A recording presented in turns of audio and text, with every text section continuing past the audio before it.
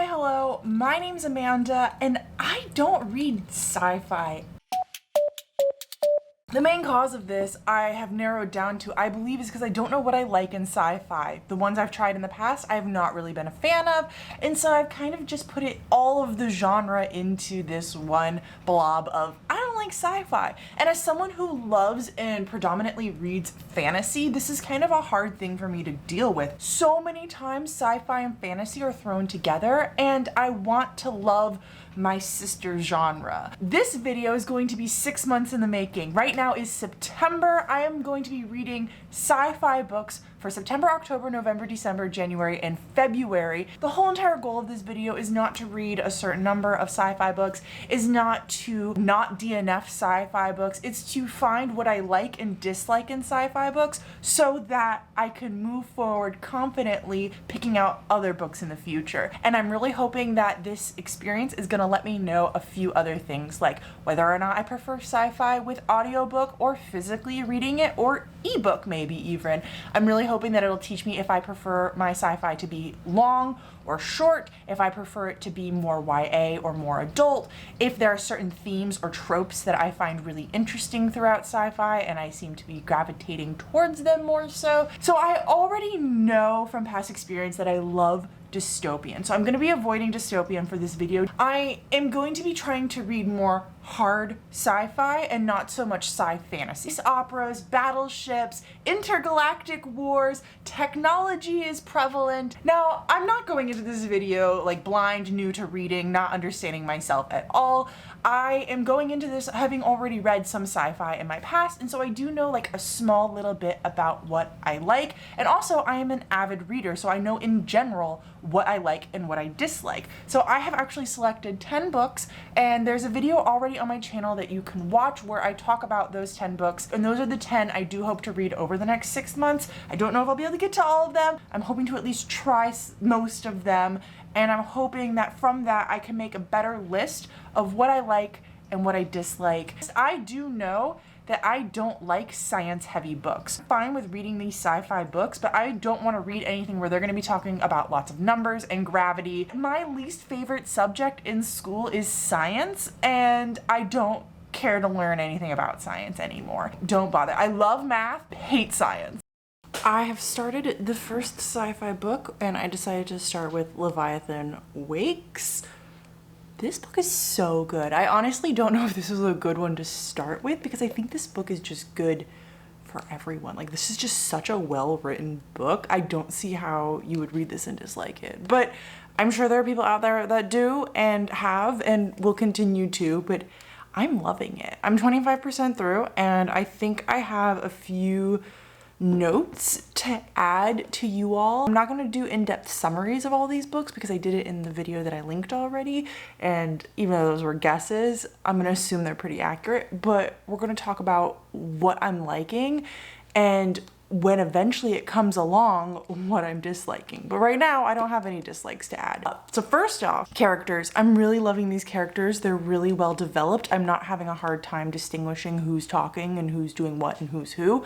I can't tell you any names, but that's nothing new for me. And I think that that's something really important to me, especially when I read fantasy, is I love character development, and I love being able to distinguish my characters easily. Escapism in this book is fan-freaking-tastic, and I think that's something else that's really important to me in other genres when I read them, so of course it makes sense that I would want it in my sci-fi. And I think that maybe that's why I haven't enjoyed a lot of sci-fi that I've read up until now, is because it felt like it took place in our world. Of course, that's not 100% true, because I feel like Recursion is a book that feels like it takes place in our world, but I loved that one. Also, I'm really enjoying the world building. The whole entire, it's like small, subtle thing, talking about how characters who grew up in certain places shrug with their hands, or people who grew up on Mars have different accents, and how it affects like multiple POVs and how it's consistent and how it helps divide up the characters. I also do really love the whole entire like crime mystery that they're trying to solve. I think that that is helping hold my interest in the story, is trying to figure out what's going on with this missing girl, and also like why this other group of people are being hunted. I'm at 25%. We'll see if I have any other comments to add once I've gotten farther. Hi! How do I hold my head? Hi. So I have finished Leviathan Wakes. I don't think I told you guys I went and bought it because I was enjoying it so much that I wanted to have my own copy so that I could annotate this bad boy. I loved this. I feel like this is such a bad place to start for this video because I kind of feel like from here we can only go down. What did I like about this book? I really enjoyed the characters and their interactions with each other. I didn't necessarily love every single character that was in this book, but they all felt real to me, and even the ones I dislike, it felt like I was supposed to dislike them. I really enjoyed especially the characters interacting with each other. There's this whole entire part in the middle where our two main POVs are just kind of like dying together. They're stuck on this asteroid thing, I think that's the right word, and they have radiation poisoning and they're trying to get to the medicine to heal themselves. Seeing both of them like go through the mental processes of dying and realizing that they were going to die or thinking that they were going to die and then having to lean on each other and having to work together, loved it. I also really loved the world.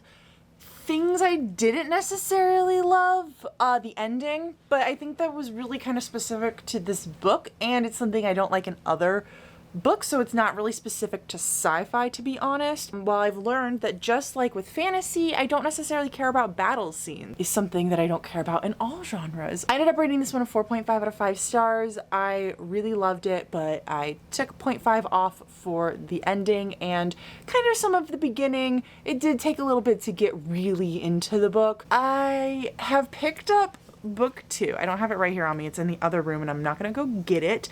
If I manage to read it in the next 6 months, which will definitely be happening, I guess I will drop to you all what I like about it and what I dislike about it so that we can continue thinking about it. But next, I'm gonna be picking up a book that was not on the 10 books that I had on the list already, which is Dark Matter by Blake Crouch. I have read Recursion by him already and I rated that 5 out of 5 stars, so I have high expectations for this one. So the next book I picked up was in fact Dark Matter. I have listened to 3 chapters from it, which puts me at the 20% mark, so I feel like I'm able to say a few things about it. So far, I am enjoying reading it, but I'm not enjoying it as much as Recursion, and I think I've been able to figure out why, which is the whole point of this video. Dark Matter is the story of this man who gets kidnapped one day and then wakes up in what seems to be an alternate universe where his wife and son don't know him, don't exist. He's chosen a different path in life and he's trying to figure out how to go back to the previous path. I don't like first-person perspective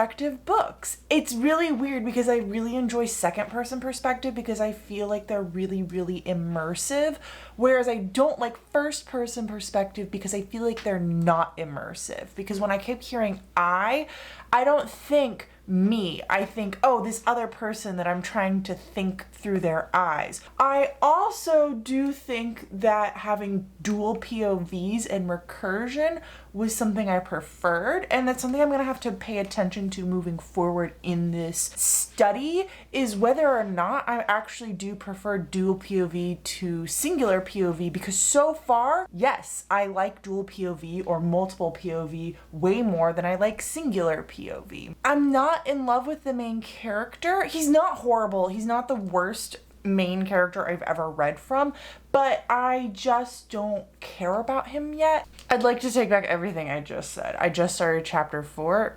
It's a different POV. It's told in third-person perspective. Let's see if that changes everything I was thinking about this book up until this moment. Let's take a brief intermission from me reading Sci-Fi to look at your all recommendations. Some people have been commenting on different videos and on Twitter and stuff back to me, giving me some sci-fi recommendations, and I'm going to briefly look at 3 of them. So the first person who commented on my YouTube video said that they also didn't like Dune, but they also didn't like A Memory Called Empire, which I loved. But they said they really liked this book called Persephone's Station by Stina Litch. They said it was really heavy with sci-fi elements, but they enjoyed because of the expansiveness of the world. They recommended I read Rosewater by Tade Thompson. I think I've actually looked into this one in the past. Oh, I'm thinking of the wrong book. Okay, let's see what this one's about really quickly. Trilogy set in Nigeria, town on the edge, a community formed from the edge of mysterious aliens, biodome. Next, I had someone comment. They mentioned that they really also loved Illuminae, which is great because I really love Illuminae, but I have read all these comments previously, and I know that this person later on mentions that I should read Dune, so I know for a fact they didn't watch the whole video because I specifically said in that video, if you recommend me Dune, I will be angry. We're gonna take everything else that they say with a grain of salt. They recommended that I check out, they said anything by Yoon-Ha Lee, but particularly Nine Fox Gambit. I have not heard of that. I will be going to Goodreads and adding that to my list. They said if I liked A Memory Called Empire, then I would really enjoy Nine Fox Gambit. And add. I got recommended This Is How You Lose the Time War, which I hated, but I didn't say that in this video, so fair is fair. The Knife of Never Letting Go by Patrick Ness. I think this is on my Goodreads TBR, but I don't actually know what it's about. And then just recently someone commented on the video and said that they had actually just read The Last Watch, which was already on my list, and they were commenting because it was on my list, and they said that they really loved it and that it reminded them of some very specific things that happened in Game of Thrones. So I will be moving that book up a little bit higher on my list. Then they also recommended that I check out this series by KB Wagger, A Pale Light in the Black and Fold Fast Through the Fire. I think those are two different books. Hold on. I think it's A Pale Light in the Black, and then another book is Hold Fast Through the Fire. Okay, so I'm gonna go and add those ones. Balance of characters and plot, and that it has one of their favorite found families ever. You shortly will find out whether or not I actually read them. Me, I still have like 5 more months in this challenge, and it's a journey. I want to thank you all though for all of those wonderful recommendations. Even the person who recommended me Dune, you're all doing great work and I appreciate each and every one of you. If I get a lot more comments, we'll have another intermission. I've officially read my next sci-fi book, and that is Caliban's War, which is the sequel to Leviathan Wake. So I don't even know if I should really be talking about it for this video. I'm gonna move forward with the assumption that I won't be talking anymore about The Expanse series in this video because I feel like I've learned what I've learned from them and I'm really enjoying them, and I don't feel like they benefit me talking in this video anymore after this one. I really enjoyed this book. I enjoyed it almost as much as book 1, not quite the same amount. Dudes, I finished this yesterday and it's all I've been thinking about today. I went and put a hold on book 3 from my library. It's gonna take like 5 weeks. I'm miserable waiting for it. I think I'm really enjoying that the book is multiple POVs. I think that's something I like in general with books, to be honest, is having different POVs and seeing things from different people's perspectives and knowing what other people are thinking so that I don't have to try to put some kind of logic behind them, or so that I can know that certain characters are losing it and lying to me because other characters are telling me things differently. I am definitely a character-driven reader. I've thought for years now that I was a plot-driven reader because I need a good plot in a book, but I have started to realize that the plot can be iffy and I don't seem to mind, but if there are characters in a book that I do not like, I will not like that book. And I really liked Bobby. I think she was a great addition, and I hope that she's in book 3 because I would want to read more about her. There are some characters in this though that I wouldn't mind if they got their POVs taken away because I don't care about them as much, specifically Prax. I wouldn't say though that they're an end-all be-all because each of those things individually isn't gonna make me like a book, because when I think back on Dark Matter, it had characters that I didn't necessarily mind, but I didn't really love them either. It had a plot that I really liked and it was fast-paced. Some of those things don't necessarily mean that I'm going to absolutely love a book. In some books, it's just gonna be hit or miss, but I think that's true for all genres because I could put all of the things I love on paper about fantasy and I could go find that book and that book might not work for me. And I've seen that happen before where I'm like, I like fast-paced books. I like heist books. I like spunky, fun, asshole characters. And you could give me that exact book in a nice little bundle and for some reason I could be like, I'm not enjoying this shit. Speaking of books that I'm not enjoying, I decided to start, what the hell is it called? It's the one, oh my god, A Psalm for the Wild Build. And I have decided to not continue with it. I only listened to the first chapter. So I listened to the prologue and then the first chapter. And when I do that, I don't necessarily count it as a DNF because it's kind of like I got to sample the book. I didn't actually like read the book. And I could tell very quickly into it that it was just not for me. One, I don't like prologues. So I keep that in mind when I'm reading a book that has a prologue to not make or break my opinion on the book about the prologue, like when I'm in the prologue. Especially because this one, the prologue was kind of like a history lesson of the world, and I really enjoyed the parts where they were talking about like the gods and stuff that ruled the world, but not when they were talking about like the history of things, of how things like came to be. I have learned that I tend to get bored if books have exactly like what the summary is on the back is like the first chapter, or if like the first chapter is recapping the previous books in a series, or if it's giving me information that I already know from reading something about the book, I get bored. And that's really annoying fact about myself. Authors are assuming that you read the summary a long time ago, picked up their book, and are now reading it and have probably forgotten that information. Or the summary is there to like spark your interest and get you into the book. It's not there to give you a history lesson about the book. I oftentimes don't read summaries about books, so in those cases I don't even know that that's something that's bothering me. When it came to Psalm for the Wild Built, the prologue was basically the summary online that you can read about the book, but just kind of expanded slightly. So I was finding myself being like, okay, don't totally care. But again, that's an annoying fact about me. What isn't drawing me into this book? It read like a novella. I don't like novellas. I really haven't ever. It's something I've said on my channel multiple times, and it's good to know that that sticks for sci-fi. I don't even know how to describe novellas. Like if you were to ask me to be like, okay, well, what about novellas makes them feel like a novella to you? And why is it that you don't like them? I can't explain it. That it's like too quick and it's like too blunt and it's just not flowery at all. But one of my favorite books of all time is The Starless Sea, and that entire book is basically flowery writing.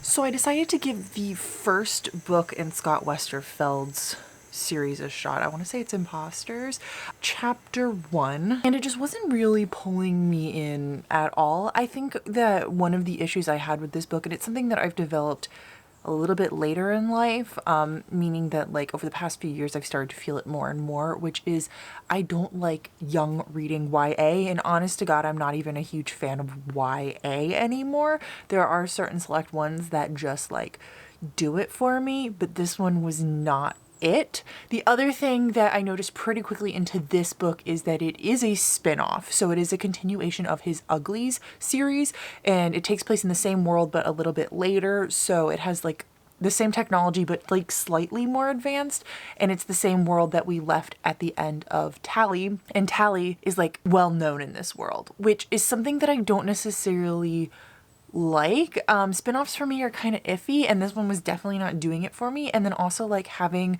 our main character from a previous series be like a celebrity in this world, it's not what I wanted. So I read an entire sci-fi book and like didn't connect the dots until the end of the book that it was sci-fi, and I should have read it for this video. I don't know what happened. Like I remembered fully that I was doing this video, and I processed fully the information that I was reading a sci-fi book. No part of my brain said, yeah, let's put those two things together. Finished reading Iron Widow, which let's just say right here, I rated it 5 stars. It was fantastic, absolute golden gem of a book. I highly recommend you guys go check this out. It is a YA sci-fi. I keep wanting to say YA fantasy. I'm so used to YA being followed up with fantasy that like it's hard to say anything else. Anyways, so it is a YA sci-fi, but it is about this girl who is trying to seek revenge on the death of her sister, who had been sold off to be a soldier in this war where majority of women who go into soldiering are killed off in their first battle because, oh, that's probably annoying some of you. They have to fight in these giant machines together. There was always a boy and a girl, and the boy always comes out alive and the girl almost always comes out dead. I feel like this book like talked about gender stereotypes. I feel like it talked about the binary and how it's not like something that we necessarily like need or have to use, especially in the way that we do use it. It was so feminist. It was so great. It had a love triangle where it ends up being polyamorous. It's just, the author like really went against every single trope that like is out there in YA books and did such a fantastic job writing it, and it was just really emotional and really impactful. The problem is, I feel like I didn't learn anything about myself as a reader who is now coming into a new genre and what I like by reading this book. I feel like I've learned with some of the other ones that I tried out that I was like, yeah, I really enjoy reading about characters that I like, or I really enjoy whatever. But with this one, it really kind of boiled down to I liked it because it was a good book. It was genuinely a good book. I think that if I had read the topics, the issues, the things that had happened in this book in the wrong setting or written by the wrong person, I wouldn't have enjoyed them. I think that this was just kind of an outstandingly good special example of a book that a lot of people are going to like, whether or not you enjoy sci-fi or whether or not you enjoy YA books or whether or not you enjoy like reading about political issues or whatever you want to call them. I have officially started my next sci-fi novel, and that is The Last Watch. I am not here in the book. I forgot to update it. Okay, so I'm at page 150 in this book, and I started it this morning, and I'm loving it. If you cannot tell by how far I've made it into the book, and I think this one is going to help me understand a lot of what I enjoy about sci-fi, so I'm really excited to be talking to you about it. Fun fact, I am remembering to talk to you kind of at the beginning, so we're gonna actually get a little bit of a vlog for this book. This is the story of, we're following two POVs. Always forget his name. It's Kavlov? Kavalon is our main character, I would argue, and he is like a royal descent in this planet on this vast galaxy, and he did something to upset his grandfather, who was like the patriarch of the family, so he was sent off to this ship on the edge of the universe because the universe stopped expanding so many hundreds of years ago. And this ship is kind of where people are sent when no one wants to deal with them, but they're not quite punished. They're not really sent to prison, but like they're not being rewarded either. They just kind of need to get rid of these people. He shows up on this ship to serve and to be part of the crew, and some things start to go wrong, and the crew starts to realize that the universe is not standing still anymore, but instead it is shrinking, and that they are possibly the only people at this point who know about it, and they can't seem to get back or make contact with anyone and let them know. So they are struggling for their lives because they are about to be eaten by the edge of the universe. Now we're following a second POV as well, and that is the captain of the ship. God forbid I remember her name. That would be a miracle. Another POV on the ship helping us explore this world and helping us understand the different things that are happening and what's going on, and just like a different perspective of the shrinkage of the universe. Our main character reminds me so much of Flynn Rider from Tangled. He's not a perfect comparison to him, but he has that kind of like rough, fun going, easy going, will make jokes about anything kind of person, but also definitely has like a little bit more of a serious side when things need to be a little bit more serious. And he just is like constantly having fun in his life, but he also like really cares about the things he cares about, and he's so intelligent. I forget how many degrees they said he had, but he had been at university for like 10 years just collecting degrees because he didn't know what to do with his life and he just wanted to keep learning. One of the things that's really, really cool about this book, and it's making me realize that it's something I really like and I want to explore more in sci-fi going forward, is that this deals a lot with like time travel and time loops. So on the edge of the universe, if you move your ship in a certain way, it causes there to be time loops. And so sometimes it'll be something as simple as like someone walking into your room and starting a conversation, and then they disappear, and then a few minutes later the real person walks into the room and has the same exact conversation.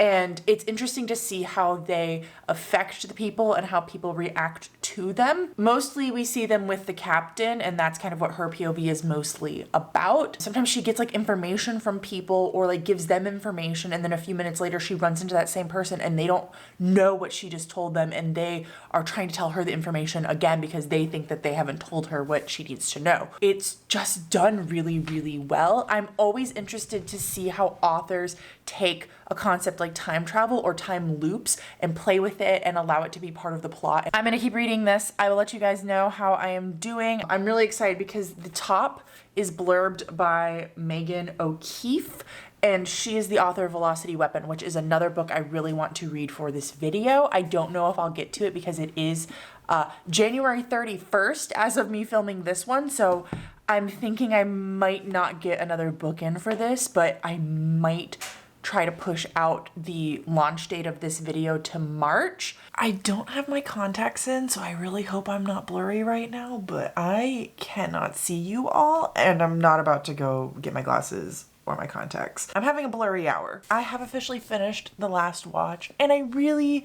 really enjoyed it. It delivered exactly what it said it was going to deliver, which is a gripping space odyssey debut.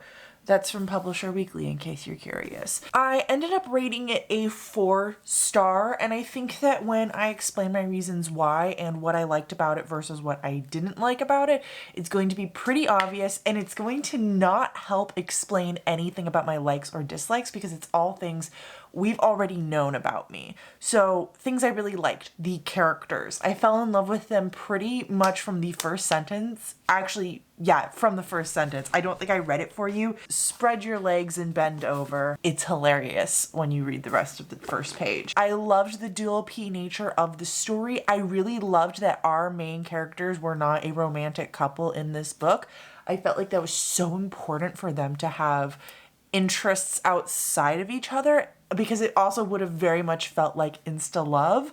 I really enjoyed the high stakes, the space setting, aliens, the history, everything that we learned about this world. Only reason why I didn't rate this book a 5-star is because the science was so heavy and so above my head that I was lost for a good 30% of this book. And it was like the last 30% of this book. One of our main characters, the male main character, has like 3 to 5 degrees. And one of the other main characters in the story, she is also very intelligent, and they're dealing with the edge of the universe shrinking. So there's a lot of science and there's a lot of explanation, but boy, oh boy, I didn't understand a word of it. I felt like I got a headache while listening to those parts of the book, and it was to the point that it was so intensely scientific and above my head that I wasn't even bothering trying to understand it.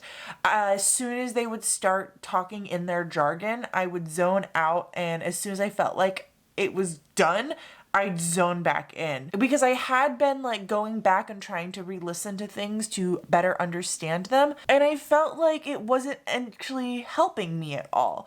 So I really enjoyed the story, and I feel like I understood the book overall. I just couldn't tell you whether or not the science in this book was real or not real.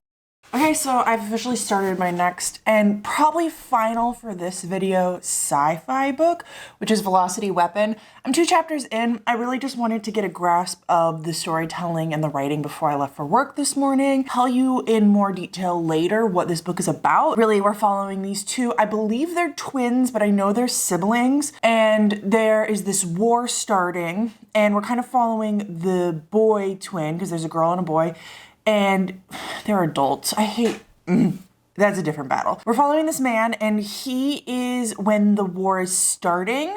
And then we know that his sister was fighting on the front and somehow got transported to the future. So she's fighting in year like 3771, and he's fighting in year 3450 something. I actually know I got those numbers right, which is crazy. I just don't know what the last number is for him. 3,541. Okay, so I got them flipped. It's good so far, but I absolutely have nothing to say at this point. So I officially purchased one of the suggestions. Sorry, waving scissors from earlier in this video. I literally saw it was available on the app where I buy used books. So there was kind of no rhyme or reason why I chose this person's suggestion versus all of the other suggestions for sci-fi books that I've been offered. Here we go. So, oh, I didn't realize it was gonna be hardback. I did pick up Persephone Station. I will not be reading this for this video, but I definitely 100% want to do another sci-fi reading vlog in my channel in the future. There are a ton of sci-fi books that either I already had on my list that I haven't gotten to, or people have made me aware of and I haven't been able to read them yet. So I have made the executive decision to put down Velocity Weapon just so that I could read something else in this video. I'm really enjoying Velocity Weapon. I am not DNFing it. I just started to realize that I think it was too similar to some of the other books I've already read, and it wasn't going to really let me know new information about sci-fi for myself. I had a friend who recommended that I check out the author Cixin Liu, I believe is how it is pronounced. So he is a Chinese author who specifically writes sci-fi. And I've heard other people mention his main series. I don't know exactly what it's called, but one of the books has Death's End on the cover and they look really pretty. And often before I started reading more sci-fi, I got them mixed up with The Expanse by James S.A. Corey. So my friend who recommended that I check out this author suggested that I start with Supernova Era, which is a standalone. So I thought that would be perfect for this video because I don't have to get into a big series and I haven't really had any sci-fi standalones in this video. So now I'm going to be able to figure out if maybe that's something I like.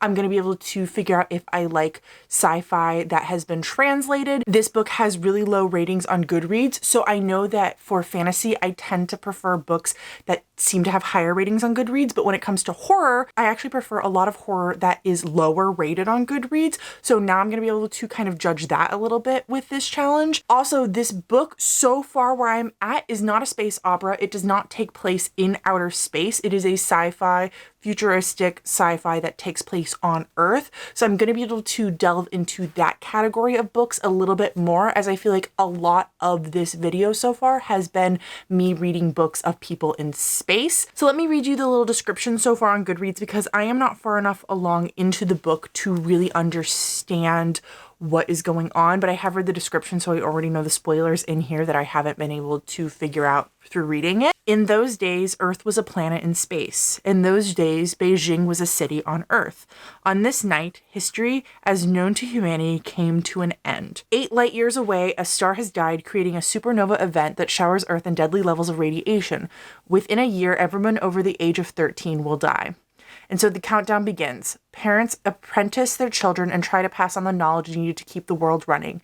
And then the world is theirs. The last generation may not want to continue the legacy left to them, and in shaping the future however they want, will the children usher in an era of bright beginnings or final mistakes. Where I'm at, it's like the scientists have realized that something's going to happen, but we, the reader, don't really know exactly what's going to be happening.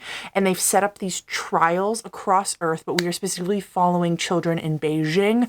And they have been sent to this like land and they have to try to survive there on their own for so many days. And they had to build nations and they had to trade with each other and they had to do agricultural. It reminds me very, very slightly of the second half of Red Rising, which was a book I did not like, but I did like the second half of Red Rising. So it's the part I enjoyed of it.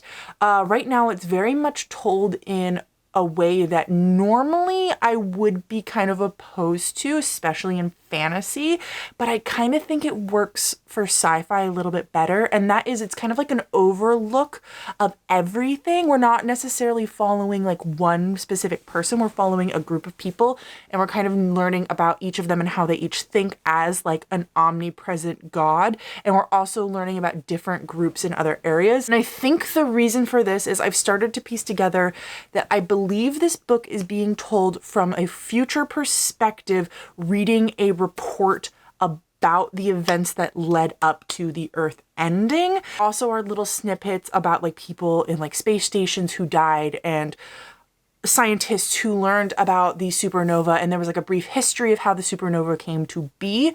So it just very much feels like a report a historical report. There was a line specifically that made me feel that way because it said something about how the flag of one of the countries that the children made later went on to be in a museum to help mark a celebration of a special day or something. So I have officially finished chapter 3, which doesn't feel that exciting, but is 25% through the book. 2 thoughts really quickly. 1, I'm enjoying the book, but I'm not loving it.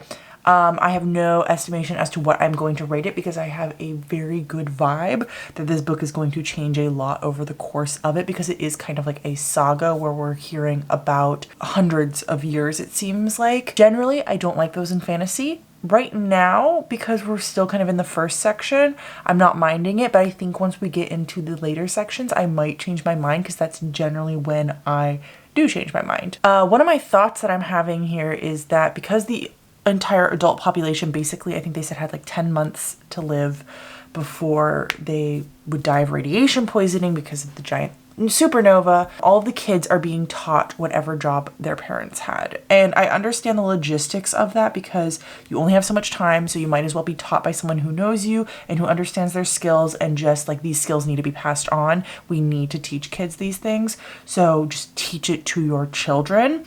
But I just can't help but think about children who absolutely would hate doing what their parents do, who don't have the capacity either physically or mentally to take on those tasks, or parents who don't have children, or parents who have too many children. There's just a couple of things that, like, logistically I can't accept into that kind of thinking, but you know what, it's a book. You know, that doesn't even get into talking about, like, oh, they mentioned specifically one of the girls, her mom was a surgeon and she like very much did not want to be a surgeon and then basically sucked it up and did it anyways. And let me tell you, I know so many people who would not have the ability to do that, whether or not their parent has said skill. My mom is a computer programmer. I would never be able to take over her job. Never. Anyway, so one of the things that the adults are kind of like doing is teaching kids war strategy in case anyone else attacks, to how to protect themselves. I mean, they're teaching them all kinds of stuff, trade, feeding, everything that you can possibly think of. And I just think it's really funny because like these adults are fully going into their deaths believing that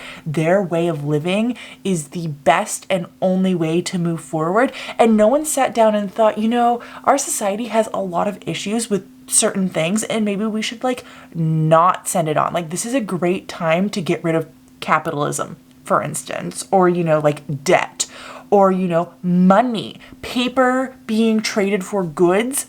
Let's just get rid of it. Let's get rid of it. But no, these adults legit said, we're all going to die.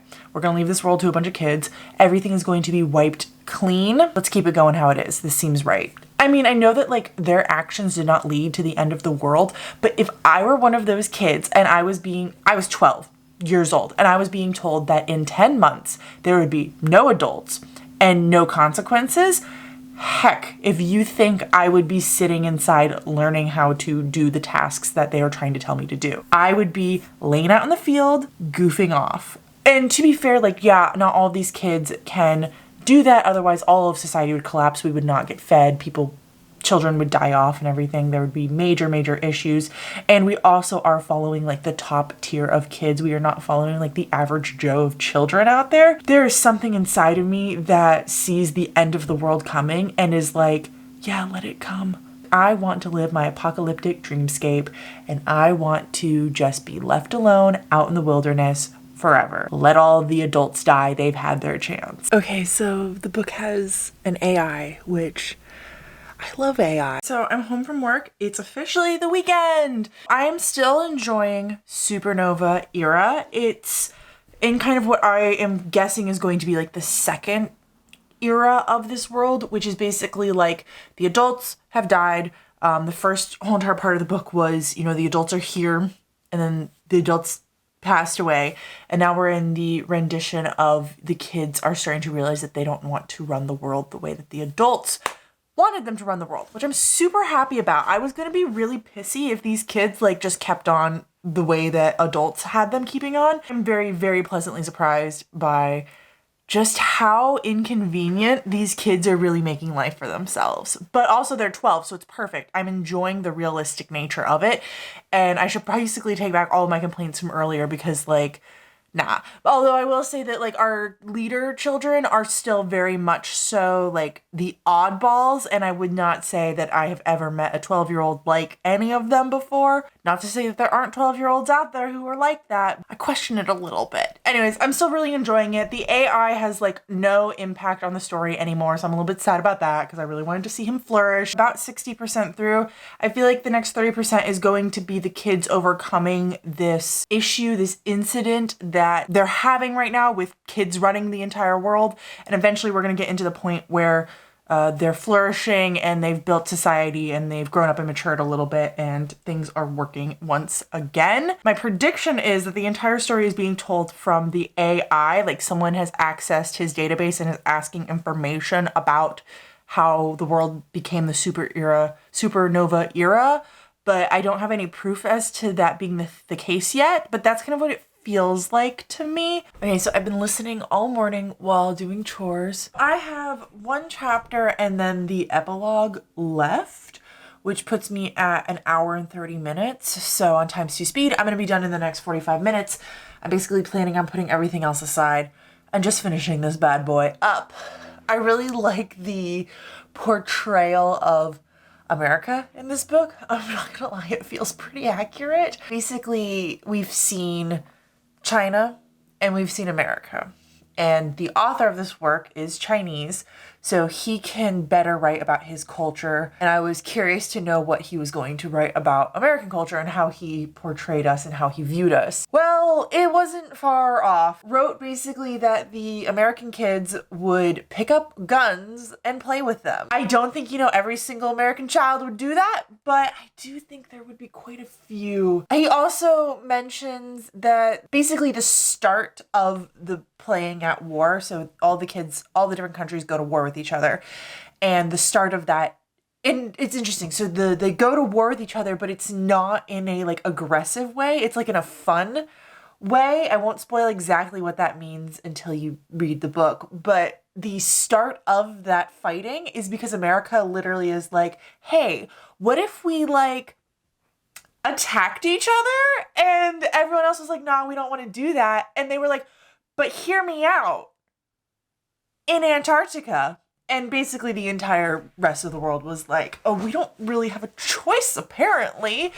So I've gotten past that. They're finally ending that. And I think we're about to hit the like last era that I am going to be hearing about in this book. As always, fighting doesn't interest me. So that whole entire last chapter was kind of boring to me, where they're just talking about battles and military statistics and strategies and all of that stuff. There were a few like small moments where I was like, oh, this is kind of interesting because it is seen through the lens of a 12-year-old, or it's seen through the lens of a different world than mine. But generally speaking, that chapter was boring, and it was the longest one so far. How about this? I will try to let you know how I feel at the end of this next chapter, and then I will try to come back at the end of the epilogue to see those two distinct thoughts. Okay, I'm just working on a project on the floor really quickly, but I have officially finished the last chapter, so all that's left is the epilogue. That chapter really left me with a what kind of a feeling. I'm not gonna spoil what happened, but that was a weird chapter. I disagree with the author's choice. Okay, so I finished the book and I actually really liked that epilogue. It was weird and confusing, and I honestly feel like I didn't totally understand it, but what I understood I think was good. So I'm gonna do some compiling for this book. I figure I'll take you through it really quickly since we have a moment here together. Compile, if you don't know or aren't aware, is a rating system that G from Book Roast invented or came up with. I have been using it this year, and so basically it gives you a different category for each of the letters. There's 7 letters, and it helps me understand why I'm rating books the way I'm rating them. First up is characters. I really liked the characters. I felt like they were well-rounded and did a good job, and for the most part felt realistic. Our main characters did. I think secondary characters less so. So I'm going to be giving that a 4. Atmosphere. Such a weird place. I feel like it didn't stay on track, and I feel like we lost a lot of elements as we moved on. I would have liked to have seen some things, themes in the world stay connected, so I'm going to give that one a 3. The writing was really good, especially for the type of novel that this is. You know, it's like a historical retelling. There's like connections to other works in history. It's a historical text. It's not, you know, the greatest thing ever, but for me, I actually really enjoyed it here. And I think that if I hadn't been reading this book for this video where I'm really trying to analyze what I enjoy and don't enjoy, I don't think I would have liked this book as much. But because I was going into this book with an analytical mind, I was enjoying the analytics of it. So I'm going to give that a 3.5. No, I'm going to give it a 4. For plot, I'm going to give that a 3.5. No, I'm going to give it a 3. I feel like I just said, the plot was a little bit all over the place, and I felt like there were themes that didn't stay connected. Intrigue, 4. That's easy enough. Logic, I'm going to give this a 3.5 for sure. I've already kind of spoken about some of my issues with the children and my enjoyment. I am going to give that a 4 as well. So my rating comes out at a 3.6. On Goodreads, I'm going to be writing in the review section that I will be giving it a 3.5, but I'll be rounding it up to a 4-star because 3.6 is higher, so that's how I've kind of figured that out a little bit. But I will say that I've done some thinking about why I think I enjoyed this book. It's a dystopian. It's a dystopian story. Of course I liked it. I love dystopian stories. There's a crazy AI. So Velocity Weapon's going pretty dang well, I have to say. I'm over 50% right now. I don't actually know what percentage I'm at. I haven't checked in a little bit, but I'm really enjoying it. And a rather large twist happened this morning while I was listening. And while I feel like that twist was pretty predictable, I enjoyed it. And I think it was done well. And I'm glad that it wasn't like the big twist of the book and that there's still a good chunk of the book left for me to read. I'm really enjoying Barrow, who is the crazy AI that I mentioned last time I talked to you all. I really like our kind of 3 main characters. Now that I have a better grasp of what this book is about, it's not really far off from what I said earlier, but I'll just give you a little bit more of an update. So we are kind of following 3 POVs. We have the 2 siblings, the brother, they are not twins, the brother who is in like the present timeline about to like graduate from this military school, and he is going to become a keeper, which is someone who has like a chip of information implanted into their body. His sister was already graduated and she was like a fighter pilot, and she was off fighting on this war, and on the day of his graduation, bad things happen in the war. She gets gunned down and he believes her to be dead. She wakes up 300 years later on the enemy ship. No one is alive, nothing is seen around her, and she is stuck with this AI, and she's trying to figure out what she should do next because like everyone she loves is dead, and she doesn't really have a future or a present even, and so she's kind of struggling trying to figure out what to do next because it appears in her timeline that the entire planet that she grew up on is gone and has been destroyed. And the AI is telling her that the bad guys, the people that he's on the same side as, destroyed it. The 3rd POV is this thief who is in the same time, I believe, as the brother, and she stole this information from some of the keepers. That's what the brother's training to be. And she thinks that the information that she stole is proving that maybe the war is not going how we think it's going. There's also some interludes. The interludes are actually kind of interesting because they are before the military force that the brother and sister work for. It's before those people got in power. And so you're kind of seeing how this government got into the position that it's in. And I'd say about half of the book takes place in outer space on a spaceship, and half of the book takes place on an Earth-like setting. They don't see the sky, and they're in kind of like domes and stuff, so it's not quite like Earth, but it's on a planet. I really like the outer space aspect, and I think that that's something I really enjoy in sci-fi and I need to find more of. The whole entire brother storyline about him like becoming a keeper and getting all this information, and now he is a speaker, which is a bigger title that I won't explain because spoilers. Him becoming that made me think so much of The Toll by Neil Shusterman. And so now that I'm reading that section of the book, whenever I'm in those POVs, it makes me think of it so much. It's not YA, it doesn't have that aspect, but it kind of has this aspect of like someone taking on a role that is somewhat coveted but not totally understood, and that person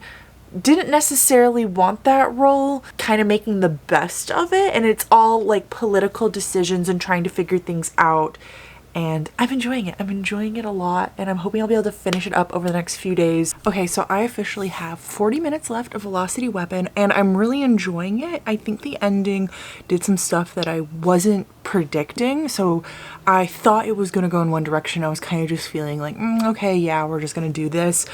But it's been a little bit more twisty than I thought. So I'm liking it. I'm liking it a lot. So I am going to put my headphones on. I'm going to go undo my groceries and get dinner ready and all of that fun jazz. And then I will come and talk to you once I have finished this book. Okay, it's 40 minutes later and I've officially lost all of my light outside, but I have also finished Velocity Weapon. I have a physical copy. I listened to the audiobook the entire time, but I have a physical copy. Okay, so I'm really glad I actually have this because I want to read some of the chapter titles to you all because they're quite good. They start off by saying Prime Standard, which is like BC AD kind of a thing. So they say Prime Standard year, and then they have the year that they're going to be in. And then they say something cutesy. So this one says, in a system far, far away. This one says, wrong man calling. Captivity, surviving day 40 would be super. Like, they're really fun. Day 43 brings more questions. Keys can close doors too. So I really, really enjoyed reading this book. I definitely would put this at a higher 4-star than, what was the one? It's The Exiled Fleet is the sequel, but I can't think of what the first book is called right now. The Last Watch. I have it over there. It came out actually at a 4.1, so it's a 4-star. That's what I'm going to be rating it.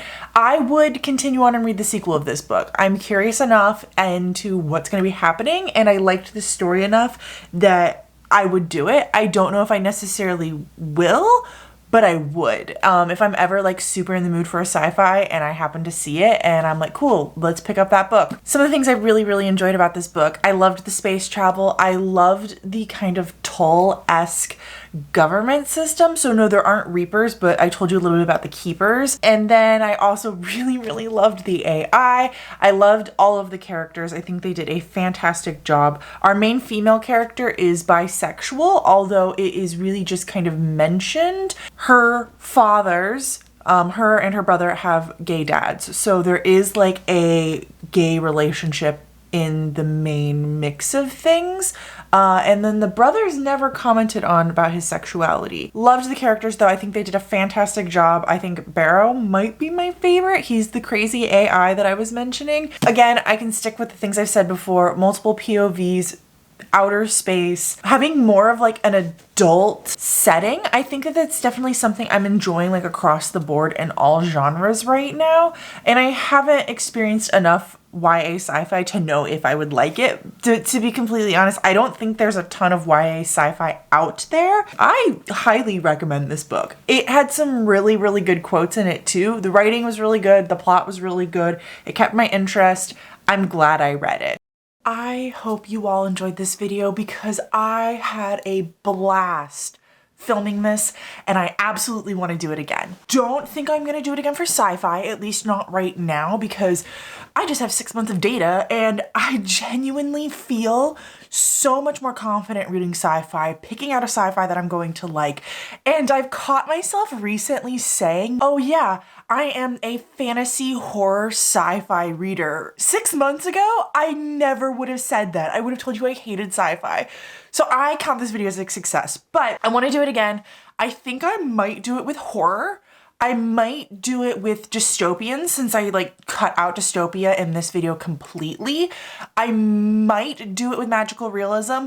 I might do it with a genre that I don't like again, like romance or contemporary or possibly even like adult fiction. I don't know. If you guys have a suggestion for that, leave it down below. After this video has ended, I have this pile of sci-fi books that I now own and I'm excited to read. I didn't own any sci-fi before this and now I have a stack that I am genuinely excited about. I've gone through this entire video and I have comprised a list and I have found every single book that I read for this video. So we'll go through those really quickly and discuss what I've learned about myself. First off, I read Leviathan Wakes, which I rated a 4.5, and then I read Caliban's War, which I rated a 4.25. Next, I read Dark Matter. I rated this a 2.5. I did not like this one, and I forgot to mention in the video that I didn't like it, but basically I felt like it was boring. I didn't like the main character and it just dragged on for me. I DNF'd A Song for the Wild Built and Imposters, read Iron Widow, and I rated it 5 stars. I read The Last Watch, which I rated 4 stars, really enjoyed. And then I also read Velocity Weapon, which I rated 4 stars. And then I read Supernova Era, which I rated a 3.5. So what did I learn while doing this video? So one of the things I was specifically trying to learn is if I liked sci-fi in audiobook versus physical format. I didn't read enough in physical format for me to be a good judge of it, so I'm uncomfortable answering that one right now. I really, really like sci-fi and audio, so I'm going to keep exploring that in the future. Do I prefer books to be long or short? With sci-fi, interestingly enough, I think I prefer them to be in the 300 to 400 range. I don't want them to be much longer than 400 pages, but I don't want them to be much shorter than 300 pages. So I'd say kind of like middle of the road length. I definitely will pick up longer and shorter sci-fi in the future, but that's where I kind of found my like sweet spot. I definitely prefer adult sci-fi. I think that is just me in all genres though, so it's not even really worth commenting on. I like multiple POVs. I've said it plenty in this video, and I like books in third person perspective better than first. I did not read any for second person in this reading vlog, but I have read the 5th season in the past and I really enjoyed that. So I'm always on the hunt for more second person perspective. I of course like books that are not too science heavy. I knew that coming into this video though, so it wasn't really anything I learned specifically. I really like books that take place in outer space versus taking place on the face of a planet. I like spaceships. I like when we're traveling around space. I think part of that is because I get Star Trek vibes. And if you don't know, both my parents are Trekkies. So I grew up watching Star Trek Next Generation like nothing else. Get this nostalgic feel whenever I'm on a spaceship setting. And with that, I also really like space operas when they're big and bold, and basically it reminds me of having an epic fantasy, but it's in outer space. I think that comes from I like the escapism of the feel of a space setting, because if you're having it on our planet and it's not like too distant in the future, like Dark Matter, for instance, I don't feel like I'm getting that escapism that I get when it's very far away from our current setting. So if a book is going to take place on our planet, I like it to feel far enough away that I feel like I'm escaping. I like books that play with time, that have time travel elements, that are jumping in time, that are taking place in 2 different timelines.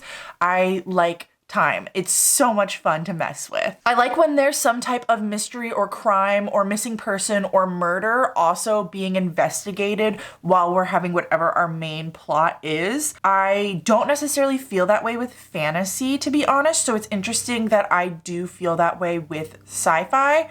I love crime books, not crime in general, but crime books, and I like having that mystery along with the space. I really, really like books that have aliens in them. If I had to choose to read sci-fi where aliens are prevalent or there are only humans, I will choose aliens 10 times out of 10. And I like having to learn about those new cultures, and I think that goes back to my fantasy roots. I love sci-fi that discusses gender and sexuality and is so accepting of things that a lot of people in today's society are not accepting of. And the whole entire idea is that like in the future, everyone will be accepting and kind of they pronouns or transgender people or any type of sexuality that you can imagine. And I like seeing how in different cultures or in alien cultures, those things can be different than here or are more accepted than here. And I just think that sci-fi is such a great place to explore queer themes, and I'm looking for it more so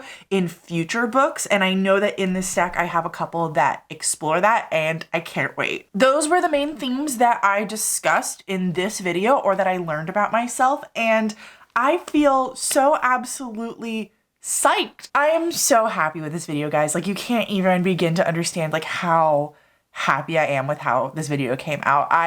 This is the best possible scenario. I really thought it wasn't going to be this good. If you've made it this far in this video, leave me a moon emoji down below to let me know that you're here and that you appreciated this, because I appreciate you and you're doing great. And once again, if you have any sci-fi recommendations, please leave them down below, especially if they match the list of things I just gave you. Anyways, this video is long enough as is. I think we're really close to an hour. I'm gonna peace out, my dudes. But I appreciate each and every one of you. I don't remember how my outro goes, but until next time, I will talk to you in the comments. Bye.